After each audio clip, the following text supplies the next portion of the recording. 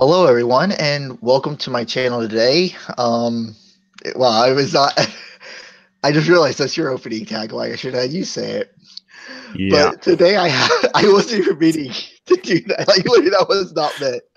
I was like, wait a second. Wow, that's your thing. I'm stepping on your turf now. Great. Hello and welcome to Brooks' channel. Yes, there you go. You do it much better than I do. But today we have on, as you hear, Viced Rhino. So thank you for joining me today. No problem. Glad to be here. Yeah. First off, why don't you tell us a little bit about yourself and your channel? So my name is Viced Rhino. For those of you who might not be in the know on this, it's basically an anagram for the name Eric Hovind. The story behind that is I'm just bad at coming up with screen names, so I typed in different apologist names into an anagram generator. Eric Hovind was the first one I typed in, and I liked Viced Rhino. I make videos predominantly dealing with young Earth creationism, and basically looking at their scientific claims and essentially just finding the spots where they're either taking something way out of context or outright lying about it. But I do occasionally dabble in, just bad arguments and like looking at arguments that might appear to be good arguments on the surface, but then just doing a little bit more thought into them and that sort of thing. Okay. Next question is, what made you want to start making videos? Well, I really enjoyed watching all the atheist YouTubers, and a couple of years back, it seemed like most of my favorite atheist YouTubers started getting into political stuff and like the SJW versus the anti-SJWs. Like half of them went off the deep end on the right, and now you have Sargon of Akkad doing his thing over there, and then the other half went and seemed to do like what's his name? Steve Shives. He makes really good Star Trek videos, but he's notorious. Like, I'm blocked by Steve Shives despite having never interacted with him once. Yeah, yeah. Someone said, "Oh, you're probably blocked." But I would go, "I've never even talked to him." He goes, "Well, you follow certain people, and his bots have you blocked." I'm like, "Really?" I go check. I'm like, "Never talked with him," and like now I blocked. I actually realized I had Undoomed on my follow list for a while, and I've like one of his tweets popped up the other day, and I'm like, "Oh, am I actually following this guy?" I mean, like maybe that's why I'm blocked by Shives, but yeah. So I actually I started when I first started my channel. I was actually kind of more on the anti-SJW side of things than I am now. Which is a bit of a weird flip, but you can see that come through in some of my older videos. I tend to leave them up even if they're embarrassing, because it shows that I am open to changing my position based on new information. Like, you can look at what I say in my videos now, compare it to what I said in my videos from 2 years ago, and you'll see that my position has evolved, because I'm not just dogmatically holding on to my position. I'm actually wanting to be correct. Now, I'm afraid I must ask, because you mentioned evolution. Which one of the 6 forms of evolution is that a part of? For I'm sorry. YouTube channel evolution is the 7th part of evolution. I did. That's a new one. I'll have to remember that one. But next is kind of, who is your biggest inspiration for doing a channel in that? Probably Hugo and Jake. I watched a lot of their stuff, even like when I was still a Christian and just kind of coming out of it. And I really enjoyed their style. And I actually, one of the things that got me doubting the most was when I started reading the Bible and seeing some of the atrocities in there. And so when I found them reading the Bible with an atheist perspective, I found they were actually digging into the history of certain things. Like, they were going into great detail about it. And yes, they obviously had a bias, but I was enjoying that content as a Christian. Yeah. And then that kind of helped me in my deconversion journey. I also I enjoy Seth Andrews. Aaron Ra is good. He tends to be a bit more confrontational than I like. But sometimes that's fun to watch. Like, his little debate with Kent Hovind has been very entertaining. Yes, I've thoroughly enjoyed it. It's been fun but painful. Yeah, but like, I mean, personally, I like to hedge my bets more than he does. Like, he'll just come right out and say, like, "Oh, it's not even possible that there is a God." I'm like, well, I, you can't really say that it's completely not possible. yeah, I'll Like, agree that that I is. I will Sorry, go go ahead. so far as to say that if there is a God, it cannot possibly be the God of the Bible because that God is internally inconsistent. Yeah, But a deistic sort of God, I don't even know what evidence would disprove that. yeah, I'm with you there. Like, could there have been a God that just went, all right, there you go, Big Bang happened. Now I'm done. Yeah, that's definitely a possibility. I I mean, don't know. pretty sure that's not what happened, but Yeah. it's I mean, I now if I had to, if you had a gun to my head and told me to tell you whether or not I think that happened, I'd be no. I would be a flat no. I would tell you I that isn't what happened because it isn't pretty much what we know. But since I know you're limited on time, I'll sorry for going on that sidetrack there. Um, were you ever a young Earth creationist? I was, yes, very much so. I used to run a young Earth creationist website, and my sources were mostly Answers in Genesis and Kent Hovind. I remember a lot of Kent Hovind's talking points give me kind of flashbacks to my young Earth creationist days because I would say the same thing. Like I'd get people that I get people that disagreed with me emailing me, and I would respond with some of Kent Hovind's stupid quips that sound Oh good to someone who agrees with him, but anyone who knows anything about the science, it's just garbage. yeah, yeah. That sounds painful. Yeah, it's a painful. No, what's most painful is that I I was a bit of a GeoCities aficionado in the '90s, so I had several GeoCities website. The only one that made it into the permanent archive was my Young Earth creationist one. That's So it's like that's my legacy on GeoCities is being a Young Earth creationist. okay. That can either be good or bad on how you want to look at it. So Well, I mean, it was good when I used a screenshot yeah. of the website in one of my videos, but Oh, I must have missed that or didn't catch it. So that brings me back to that website kind of documents part of my journey out of young Earth creationism because I had a section on that site that was supposed to be evidence that the Earth is actually young. But when I was searching for that evidence, I didn't really find all that much that was convincing on the young Earth side of things, and I was too much into science to actually like ignore the scientific arguments for yeah, that. So like I for a while there was like young like evidence for the young Earth, and underneath that was like a coming soon banner. But then later on, I updated that to basically say like, yes, human beings were created 6,000 years ago, but the evidence actually points to the Earth being the 4.6 billion years old that the scientific community says it is. So that change kind of documented the beginning of my slide out of young Earth creationism. okay, yeah, that makes sense.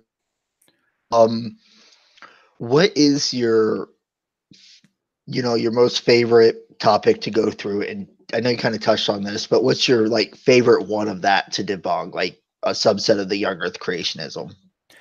I like when I find new arguments. It doesn't happen very often, but I mean there are times like my video that's going to be coming out this Friday, sneak peek here, is Okay. actually like one. It's a supposedly proof that Jesus actually came back from the dead video. And in these videos, they always bring up, they're like, oh, why would the apostles die for a lie?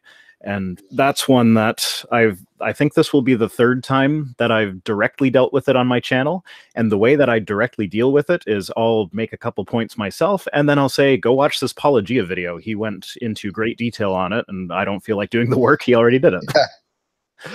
Okay, I will definitely keep an eye out for that video. I love watching your videos. So yeah, I mean, it was like I said, though, there was one little bit ago that it was just terminology that I read because I used to study the Bible and I wanted to be a minister, so I've learned a lot on like what the biblical terms were.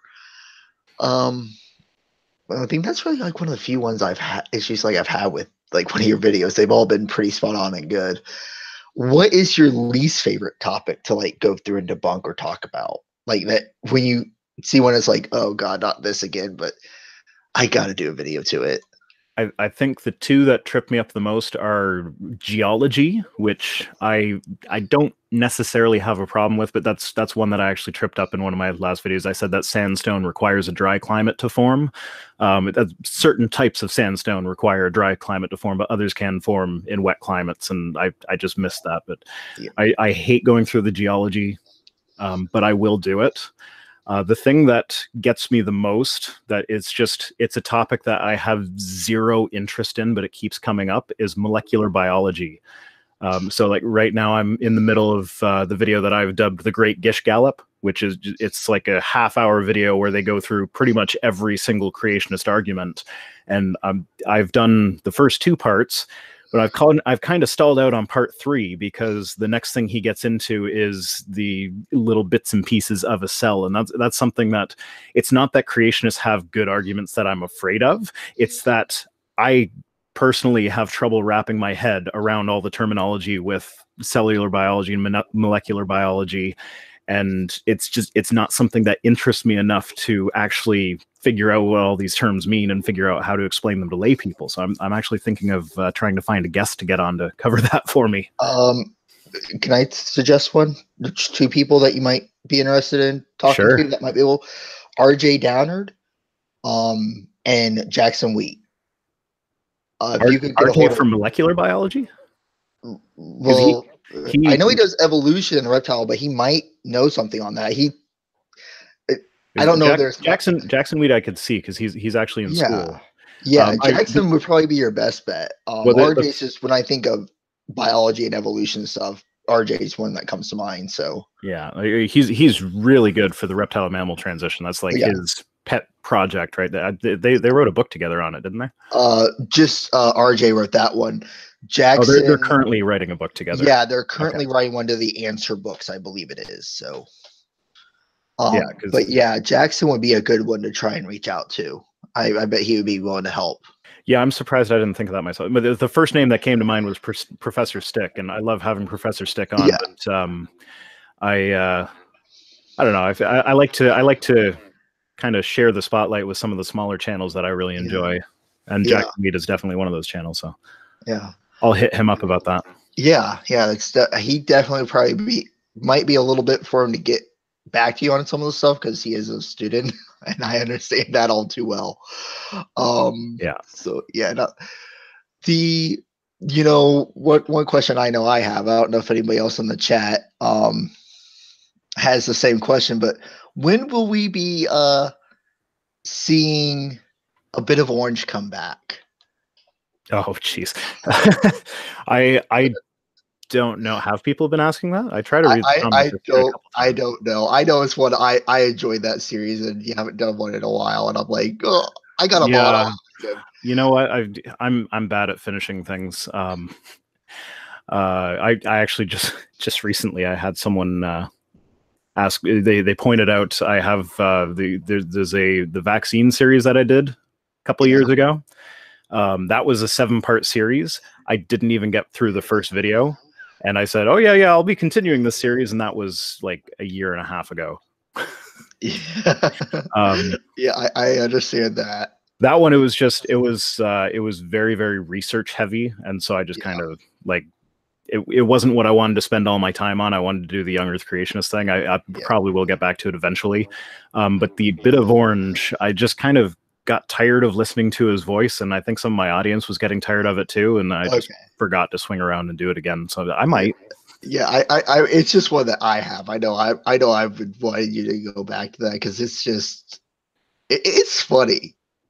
Just make sure that when you do it, you keep Stick away so he doesn't kidnap you again. So we don't need that. That was probably one of my favorite things to do, was to actually print off my Rhino avatar and make a little stick puppet out of it so I could do the dream sequence. Yeah, that was actually really good. What's the next one? What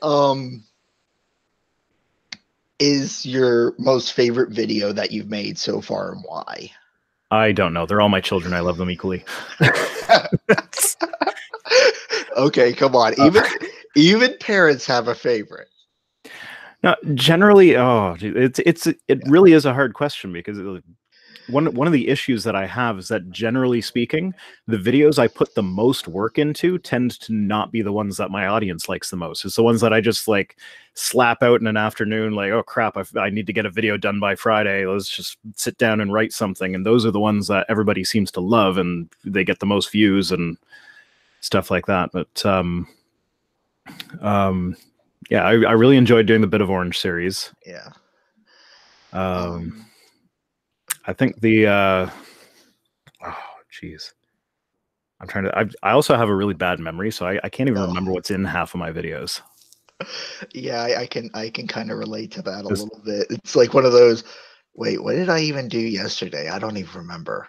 Oh, it was so off-putting during the Christmas season. I actually worked really, really hard in the last week of November to the first week of December to get a backlog of videos so that I wouldn't have to work through Christmas. Yeah. And so I had one of my videos was uploaded 3 weeks in advance. And then every Friday when one of my videos went live, I'd be reading the comments and be like, what the heck is this person talking about? I didn't say that. Oh, I did say that. Yeah. Yeah. So it's gotten to the point where I will actually I usually get my videos uploaded by like the Tuesday before the Friday. And then Friday morning, I will watch through my videos so that I can remember what I said so that when people are commenting, I can actually know what they're talking about. Yeah. That's a good thing.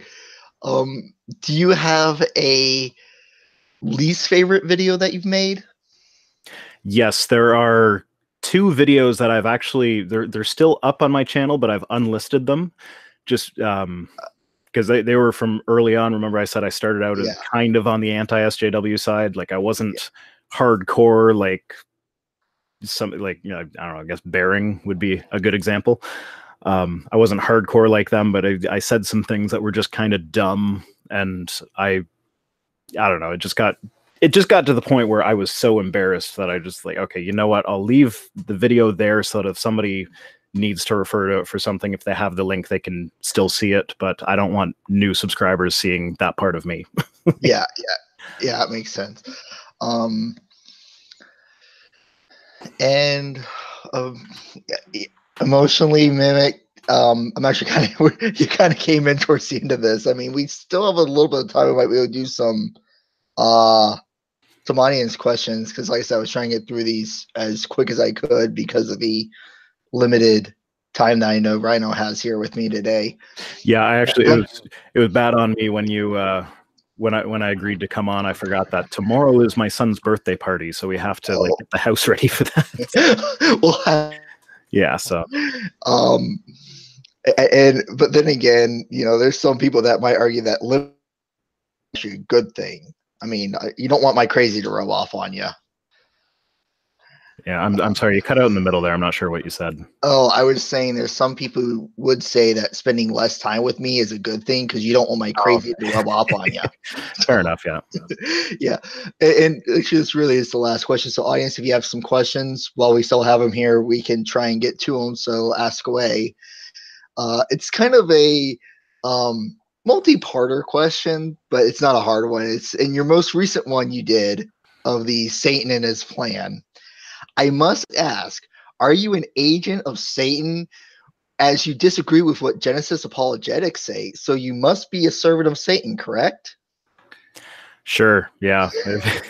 If there is a Satan and he is promoting education and rationality and reason over top of accepting a book on blind faith and going against everything that science points to, then yes, I would rather be an agent of Satan than an agent of God, especially since the Bible itself has God killing a lot more innocent people than Satan ever did.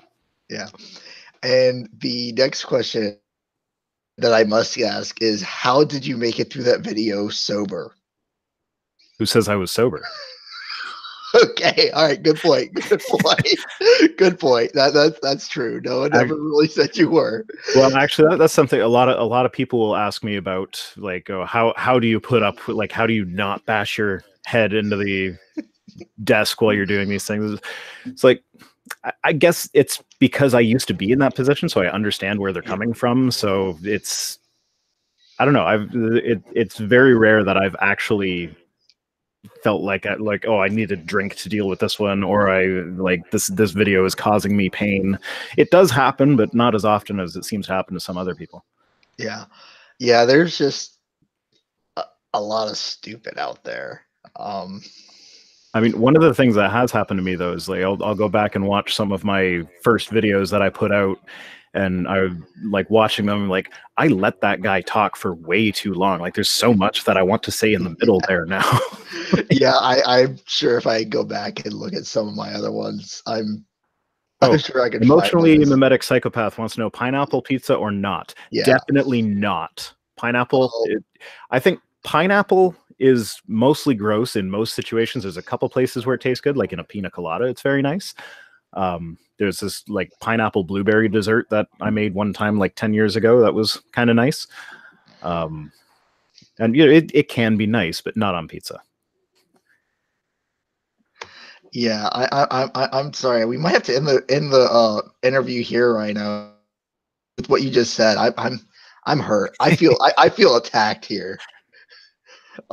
Not messing. But I agree with what Christy just put. Pineapple plus pizza equals yum.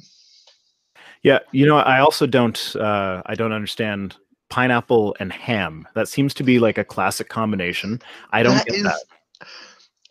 That is the best. No, it's not.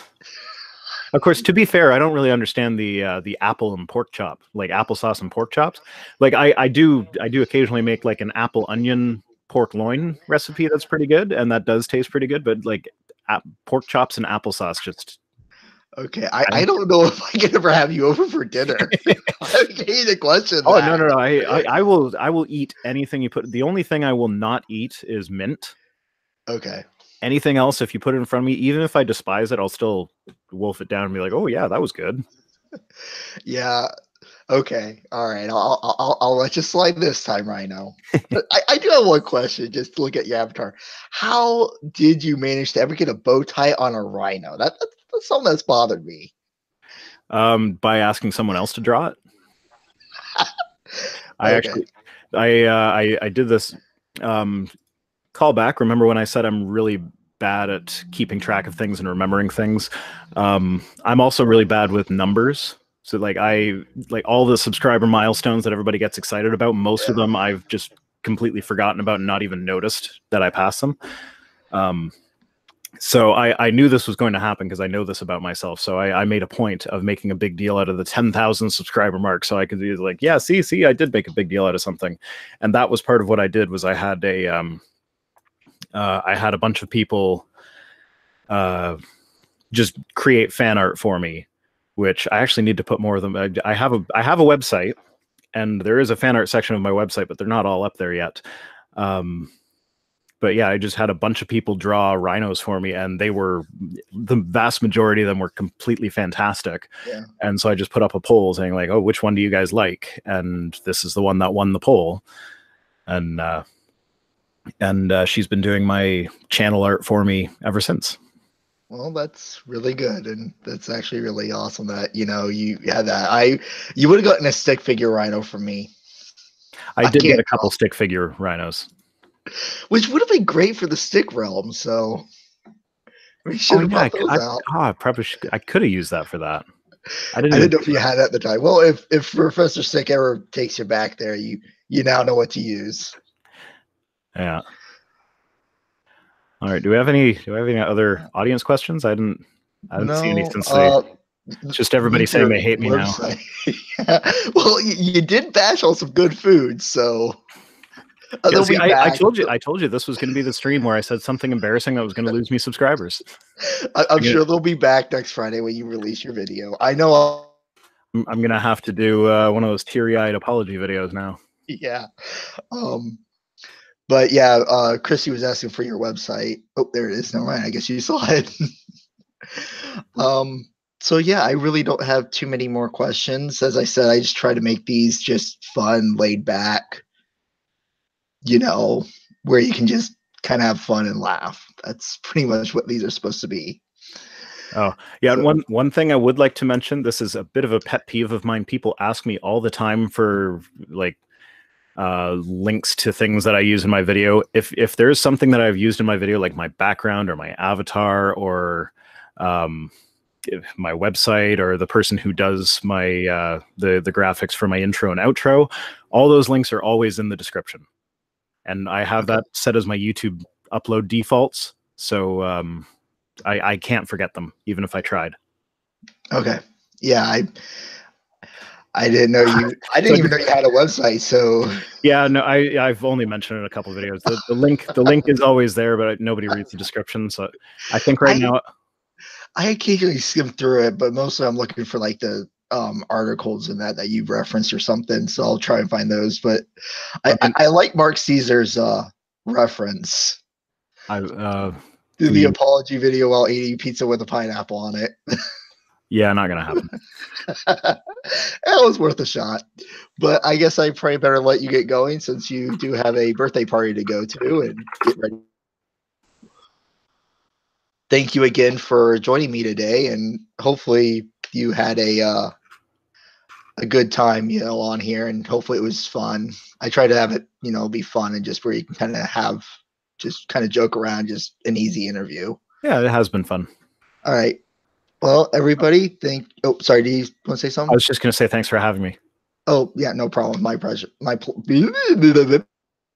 Today. My pleasure. So yes, everybody, thank you for watching. Thank you for tuning in. If you have not subscribed to Viced Rhino, I would like to know why you haven't yet. And if you haven't, go do so. So yes, everybody, thank you for watching. And remember to always question with boldness.